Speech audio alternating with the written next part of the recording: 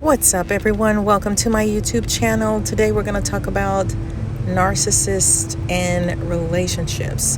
Narcissistic relationships are designed to be hurtful. They're designed to make you feel bad. They're designed to make you feel terrible about yourself.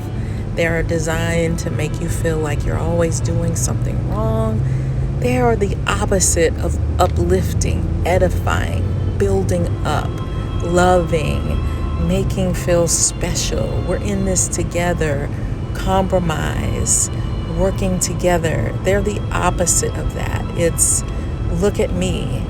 So in a relationship with a narcissist, it's not unusual to be 100% ignored, not acknowledged at all. So it's like, what is the point of relationship? Relationship means two. It means a pair. It means we're giving and taking, and we are making things good for each other. We're pouring into each other. A narcissistic relationship is going to be one-sided. They can make you fall for them because no one wants to be rejected, and that's exactly what they do. They reject, and it makes you come forward. They may also shower you with gifts and money, and that's pseudo love. It's those things are nice, but there's no real depth. That's why I wrote my book, The Workplace Narcissist, so that we can learn about narcissists. Because if you can get ahead of it, then it can save you a lot of heartache later. And yes, it may be disappointing when you recognize early on, hopefully, that this person is very narcissistic that I'm involved with, and forcing yourself to leave that relationship alone is super imperative, because the deeper you go, the harder it is to be in that relationship. They can get vicious and crazy sometimes if you try to break up with them. So it's better to do that earlier rather than later. Being with a narcissist could be a little exciting at first because there's something different about them. They are sort of grandiose, or they can make you feel like, wow, look at who you get to be with. You get to be with me, and look at how I act, and look at how I do things, and look at how I command and demand, and look at my exterior, and I'm special and wonderful. But you could end up with someone who can make you feel really bad about yourself. And that's what you'll start to notice is, why does this person make me feel so bad? Why do I feel confusion when I'm with this person, or we're trying to date and they're doing things that are like gaslighting, or they're reeling me in, but at the end of the day, it kind of sucks. Like, you have this deep, dark, awful kind of feeling associated with them because you're not really getting your needs met. Not really. You're not getting your needs met. So if you are around someone who's narcissistic, you're in a narcissistic relationship, and you feel like you are stuck, then I want you to start, you're going to have to work really, really hard to help yourself to feel better, because all they do is sink you, or try to make you feel bad, or humiliate you. And so you're going to have to work extra hard not to go into the mode of always feeling bad, always feeling sorry for yourself. One of the things I want you to try is gratitude. And it seems so shallow to do like a gratitude journal, or write down, or think about, if you don't have the stamina to write, to just go through all the things that you feel good about, that are positive in your life, from the simple things like, I have a car, I have a place to live, I have clothes to wear, I handle that situation well, I'm doing the best that I can, I'm grateful for this friend, I'm grateful for that family member, I'm grateful that I can order things at the grocery store and pick them up. So if I don't have the energy to walk around and shop, I can order them and pick them up that way, or look at these beautiful trees that I have to look at, or this person smiled at me at the grocery store. I mean, even if it's little things, or I found a penny, maybe some good luck is coming towards me.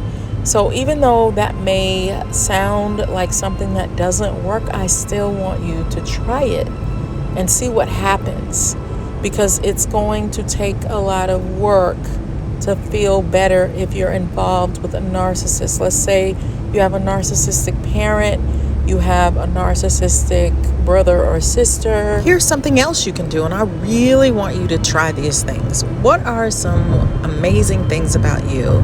Because you are special. You have gifts that no one else has. You have talents. You have untapped ability. There are things that you can do that you don't even know. You may be able to play an instrument. You may be an artist. You may be able to decorate cakes. You might be good at playing ball. So there are things about you that you're tapped into, and there are things that you aren't tapped into. You are unique. You are wonderfully made. You are beautiful. You have a wonderful soul. You are wanted here on this earth. You are needed. We need you. You are amazing. Tell yourself the things that you're good at. And something I tell myself is, I'm doing the best I can. Because it's so easy in this life to feel like a failure, like, golly, I could have done that better, this better, somebody was unhappy, I made somebody mad, or they're not very nice to me, so I must be a bad person.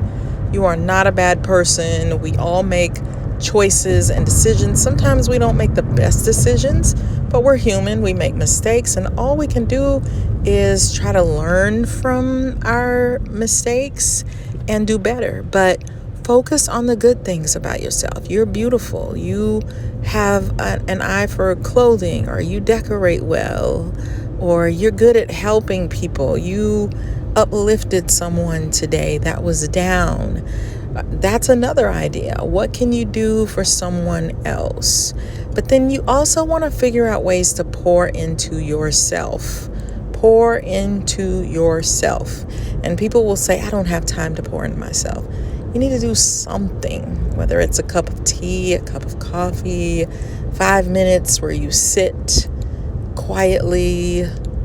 But we gotta pour into ourselves, because if we don't do it, who else is going to do it? So if you have a narcissist in your life, you might say, why does this person look like they're so happy all the time and they're making me miserable all the time? Well, there's something wrong with that relationship. And if you have a family member that you have to go around for holidays, then boost yourself up before you get there. Tell yourself, I'll be surprised if this goes well. I'll be surprised if this turns out to be enjoyable and fun. But I will not be surprised if it doesn't go well, or if they do something that makes me mad, or they're being mean or difficult. I'm going to stop being shocked by that. Like, we go into the same situations and we expect different results. That more than likely isn't going to happen. But if it does, then consider it a sweet surprise. But stop being shocked by the narcissist's bad behavior. That's what they do. So if you can tell yourself this is who they are, they're not going to change, and radically accept what's difficult to accept, that this person is difficult, but it's not a reflection of me. I'm still going to do good in the world. I'm still going to do my best. I'm still going to be me. And I can't let a tainted viewpoint define who I am as a person, because it's super skewed. So I hope you're not having to deal with too many narcissistic people in your life, because it's draining. If you can get away from them and avoid them, do it by all means necessary. You see them coming one way, try to go the other and handle it that way. Make sure you subscribe to my channel. It's difficult to find. If you lose it, you may never find this channel again. So make sure that you subscribe, like the video, share it with people that you think it will be helpful to. And I'll put the link to my books in the description box below that I mentioned earlier. And I'll see you wonderful people on the next video. Bye.